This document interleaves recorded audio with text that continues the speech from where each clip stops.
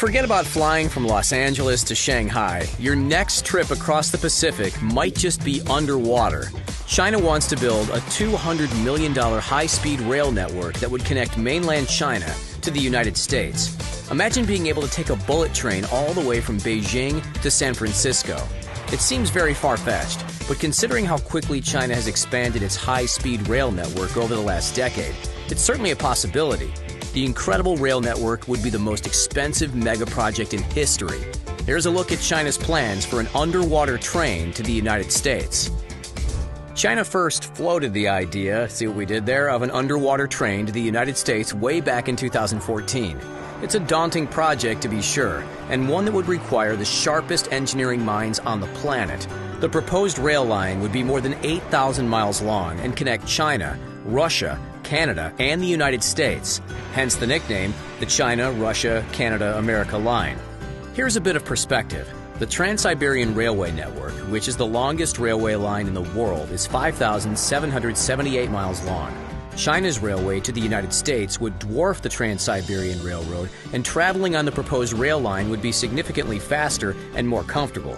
Imagine traveling via bullet train from northeast China up into Siberia. From there, the bullet train would travel towards the Bering Strait and onto Alaska. The most costly portion of the project would be the underwater tunnel connecting Russia to Alaska.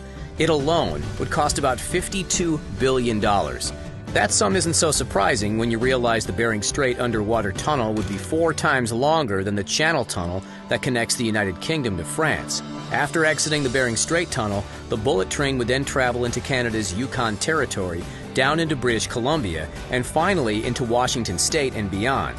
That's just the beginning. The railway could then be expanded to every corner of the United States, from California to Florida to New York.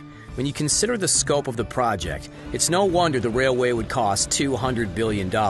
And frankly, that's just a conservative estimate.